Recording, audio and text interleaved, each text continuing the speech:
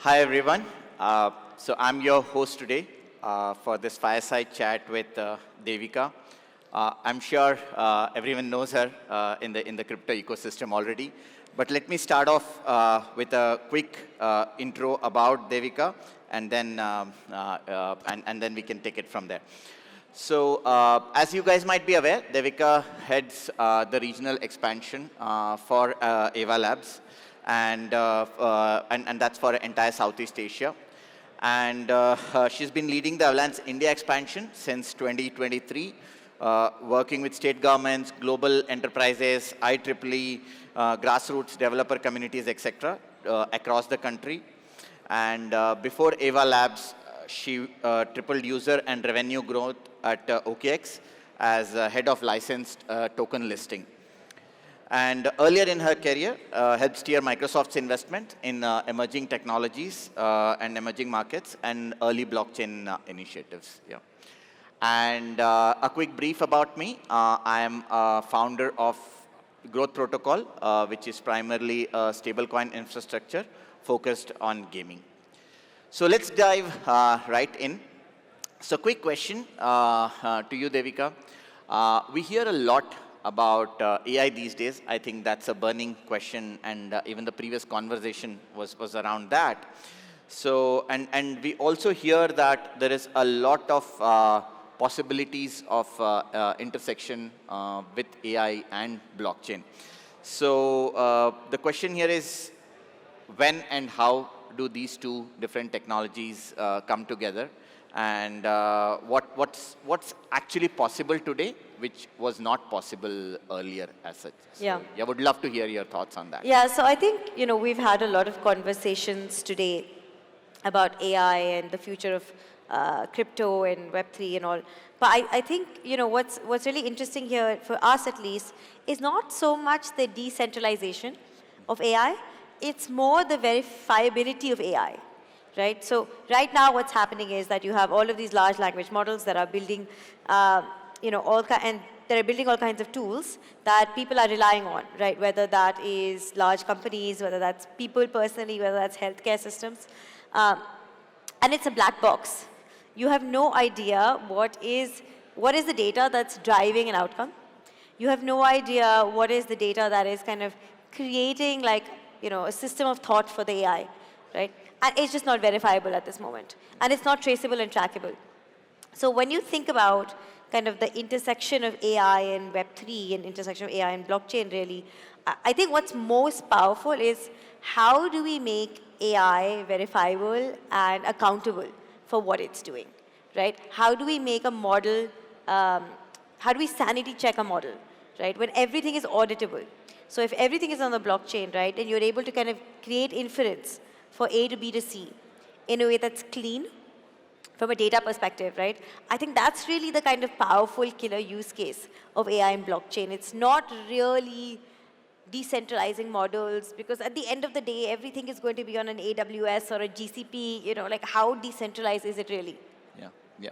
So if I were to summarize, it's probably an enabling technology for verification of any kind of media, any kind of signatures that might be required, especially so when there is a lot of fake information, fake videos, fake photos that are coming up. So if I were to summarize, what you're saying is, from a blockchain perspective, it's an enabling technology to actually make AI much better. 100%.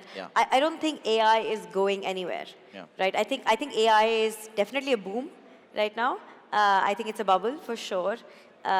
Just recently, somebody shared on one of our group chats the whole, the video of NVIDIA, which is investing in small companies that are then buying NVIDIA chips again, and all of the kind of valuations being inflated. But that doesn't mean AI kind of as a toolkit and as a technology is going anywhere. And I think that blockchain is really going to be enabling that. Right? How do you ingest the data models? How do you audit those data models? How do you verify the data models? And how do you create a more robust ecosystem where everything is trustable? Awesome, awesome. So let's move a little deeper into the actual work that you do, Devika, which is primarily focused on specifically India and larger South Asia. So, I mean, according to some estimates, there are approximately 2,000 developers, blockchain developers that are in the country. I think you mean 200,000. Yeah. Probably these are companies that people are referring Yeah. to now, right? So, so these are kind of projects that are going on, which are either emerging out of India or emerging out of Indian founders as such.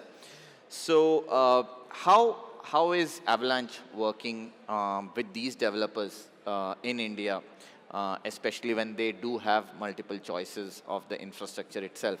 So, how are you working with these developers to primarily, one, to build the ecosystem itself, and just generic blockchain ecosystem, but also specifically an Avalanche ecosystem? Yeah. I'd love to hear your thoughts on that. Yeah, again, great question, because when you look at building something on blockchain, right, and you're looking at different chains, it's very easy to kind of think of every chain as the same. And it's very easy to kind of default to grant farming, right? Some companies giving me the most money, so I'll just go there. I think that's not a great way of building. Yeah. And I think, you can actually, I'd love to hear your perspective on this a little bit, because you were looking at different chains and you decided to build on Avalanche. And I don't think we offered you the most money. Yeah, of course, yeah. Yeah, so I think from our perspective, the few things that were very critical were scalability, security.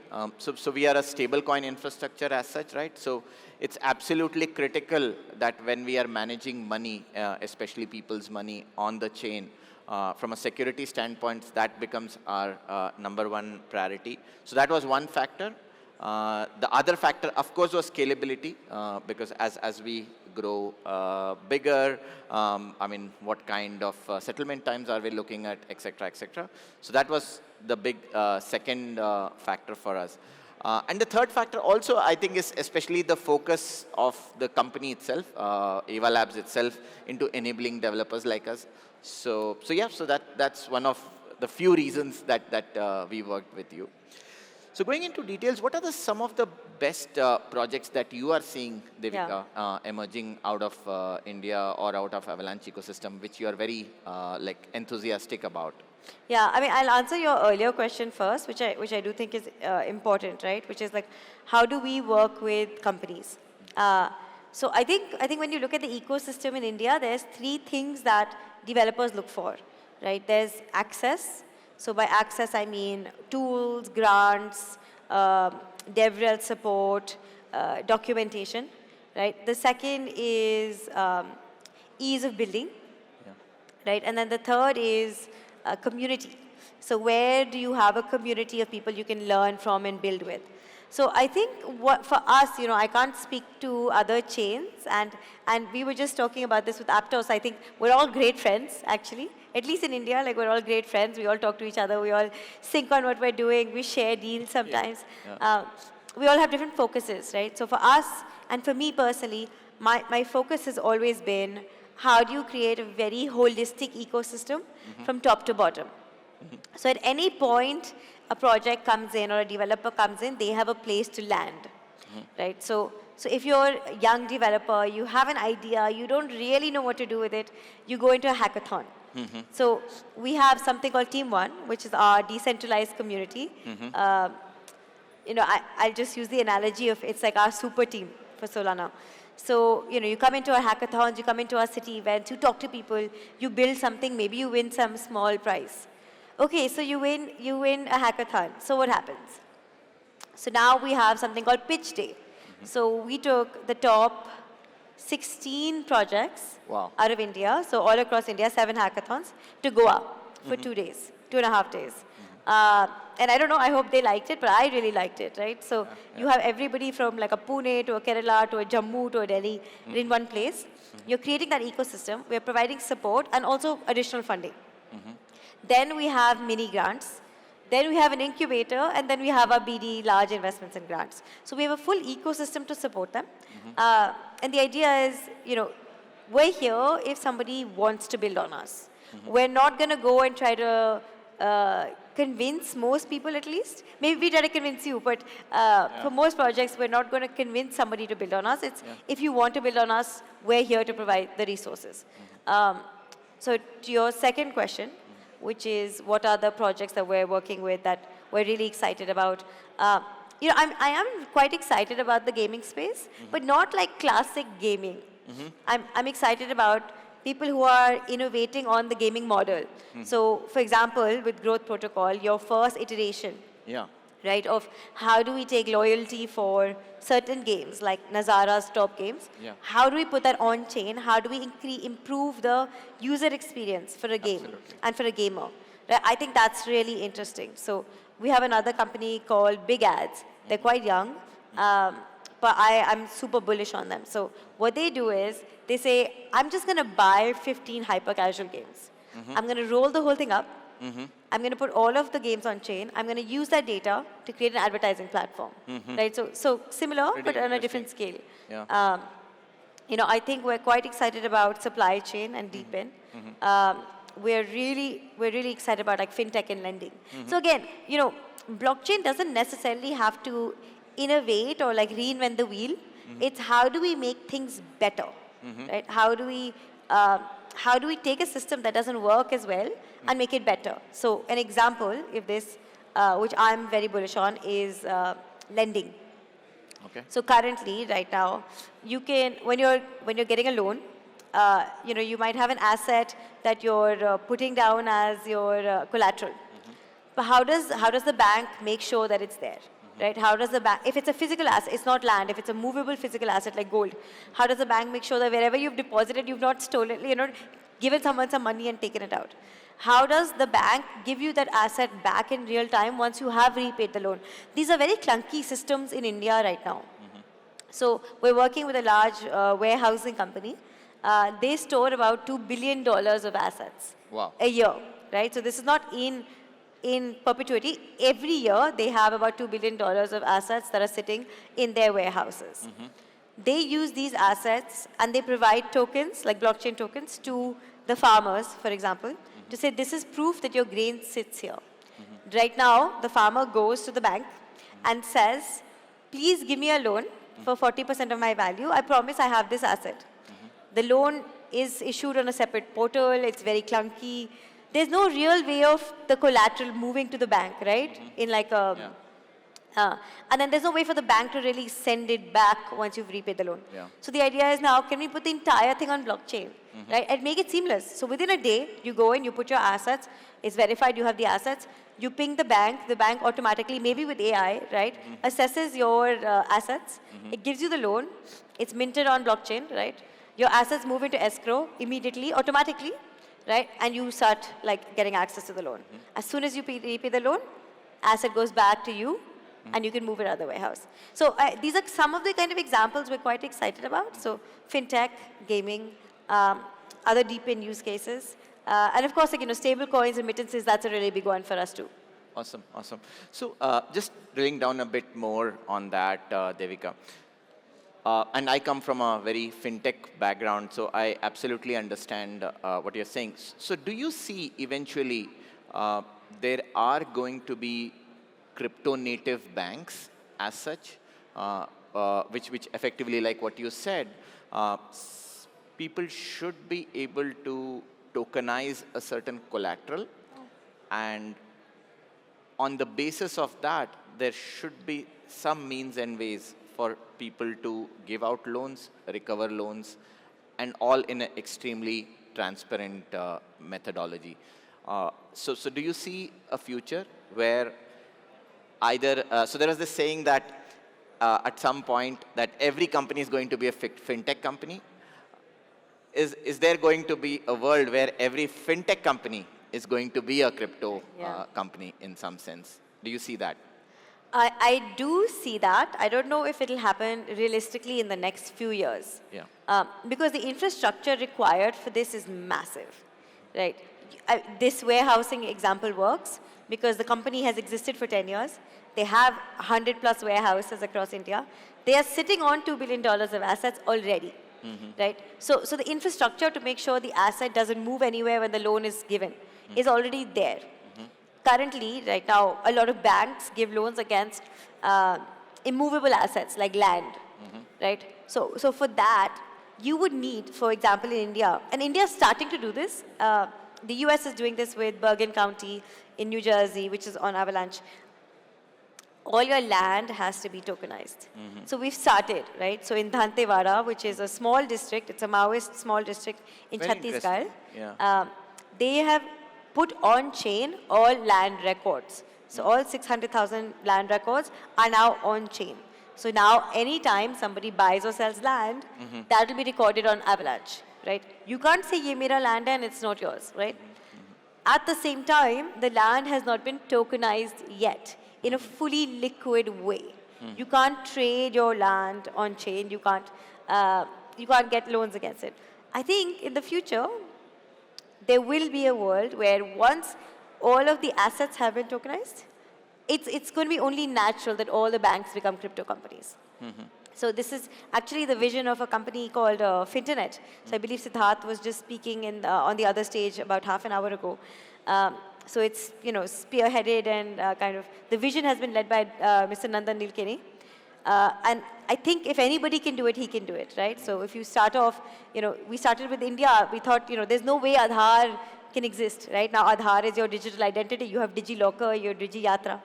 Then we said, there's no way payments can be digitized, right? Now payments are all digitized. Yeah. Now the third natural kind of inflection point in India will be, there's no way assets can be tokenized on chain. And I think now we're at that inflection point where assets will be tokenized. Every bank will become a crypto provider. Every bank will have its own stable coin, probably. You see this in the US. So Stripe already is launching their own stable coin. PayPal is launching their own stable coin. And the idea is, why use USDC when you can use your own stack, right? Yeah. Awesome. And let's zoom out a bit, Devika, at a global scale. And probably focus on finance itself. Looks like that's emerging a large use case for crypto itself. What's your opinion on the cross-border remittances that are picking up using stablecoins itself? Of course, as we are aware globally, India is one of the largest inward remittance market, right? So what's your point of view on remittances as an industry? Though it's still very, remittances through stablecoins is extremely small portion, but how do you see that panning out in general? I think remittance is the killer use case for crypto, right? Lending, finance, all of this fits into fintech, right? But I really think in India, remittance is the killer app and the killer use case because it is such a clunky process right now. I lived in the US for 12 years. I could not figure out how to send money to India. Not that I was ever doing it, but theoretically, if I was more the opposite. I was asking my parents to send me money. But even then, there was no way for my parents to really send me money in the US, right? And there was no way for me to get money back. Even now, the systems are so painful. And the exchange rate is so horrible. And you're losing time, you're losing money. It doesn't make sense. So what happens is that people are using either illegal means, right? Or they're using cash, or they're using gold or other assets to move money. And if they can't do any of this, then they're stuck with the Western Unions of the world. I used to work at Microsoft back in 2017 to 2019. And even back then, I was looking at emerging markets and I was telling them, I was like, guys, remittances. And unfortunately, Microsoft didn't do anything about it. But I really think that's your killer use case because that is the biggest need of the diaspora, right? And the Indian diaspora is larger than half of Europe, right? Yeah. So when we look at, oh my God, America as a market by numbers or Europe as a market by numbers, the Indian diaspora as a market by numbers kind of dwarfs some of these markets and regions. So I think that there's already 5 or 6 companies. Some have raised, $90 million plus. I think the back end hasn't quite been figured out yet.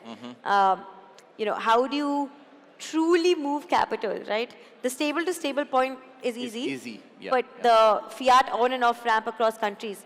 And I think for India, you will require regulatory compliance and regulatory clarity, which we don't have yet. Awesome, awesome, awesome. And just taking that a step further, again, focusing on the global scale, we've seen in the last few months, prediction markets like growing crazy, especially post-election in US. Kalshi I just saw today that the female founder of Kalshi is now the youngest female billionaire in the world. Female billionaire, self-made billionaire in the world. Yeah. And we are yet to see similar project probably out of India. Of course, there are a lot of regulatory aspects to this, which was also harder. So how do you see that panning out here in the region, probably not just India, in the broader region, considering that there is quite an amount of kind of gambling that goes on and prediction that goes on. So do you see prediction markets in Asia being popular also over a period of time? This is a tricky question because there's two parts of this, right? Yeah. One is regulations and the other is like the actual market size. I think from a regulation standpoint, I think India at least is quite clear. It's a big no-no. Yeah. But I think, when we look at prediction markets, you can't really build for one country. Yeah. And I think that's also the beauty of blockchain, right? You're not really building for India. You need to build for the world. So I think, for example, the founders of the Kalshi, like, she's Brazilian, she lives in the US, but Kalshi is being used by the entire world, right? Yeah. I think it's more that we don't have a lot of good crypto-based prediction markets yet. There's only one that I could think of right now, which is Polymarket. But other than, which is sadly not on us, sad. But other than Polymarket, there is no good prediction market in crypto. So I think what we really need and what we're really looking out for and we are super keen on is a very strong prediction market built for the world, whether or not it's built in India. Now, if you capture the Indian audience legally, that would be great. But I think only time will tell for that. So I think if anybody is building a prediction market, please come and talk to us because we're super keen to hear about it. We're super bullish on it. And I think as more and more people start crypto trading and start getting USDC and stable coins and assets, they're going to want to do prediction market trading. But there's no products. I understand. And so while these are very emerging use cases, emerging technologies, especially like what we discussed, the cross-section of AI and blockchain. So what are the challenges that you see in the adoption of these?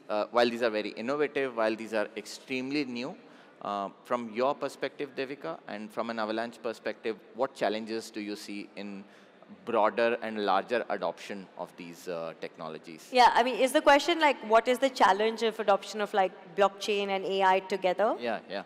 So, the biggest blocker is that most chains, and this is a plug for Avalanche, but most chains cannot handle the scale that is required to truly put data on chain at the level and at the kind of size that AI models require. Right? If you're putting something on a public chain, you're paying gas fees. Now, if you're going to be, if you're doing, even for Avalanche, right? If you're putting 6 million transactions a month, which is not much if you think about AI, right? And like how much data would have to get crunched.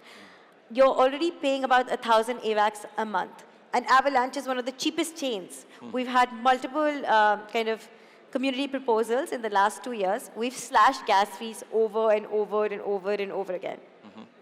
Even then, at its current low price of $14, you're paying about $15,000 just on gas fees every month. That's just not feasible. So that's where L1’s come in. So that's where Avalanche has a solution where you can have your own layer 1, but you don't build it from scratch, which is what you guys use, right? You want your own chain. You want to decide how it runs. You want your own rules. You want your own token or lack of. You want your own privacy. You don't want to figure out the consensus mechanism. You want something that works, right? That's when you build in L1. So when we look at AI models, Kite AI, for example, or even Turf AI, they're using L1’s to host all of their large language models. you can't really do this in blockchain outside of Avalanche and maybe one or two other chains. As much as anybody would like to say so, it's just not feasible. So that's a very big blocker, and unless other blockchains figure that out, like it's a win for us, because all big AI projects will come to us, but I think that's going to be a big blocker for the industry. Got it. Awesome. And before we come down to my last few questions, I would just want to do a check. If anyone from the audience has any specific questions for Devika around Avalanche ecosystem, Ava Labs, any specific, would love to. Yeah. Can someone have a mic there? Or if you can just speak loud, that would be good. I can't hear. Sorry, we can't hear.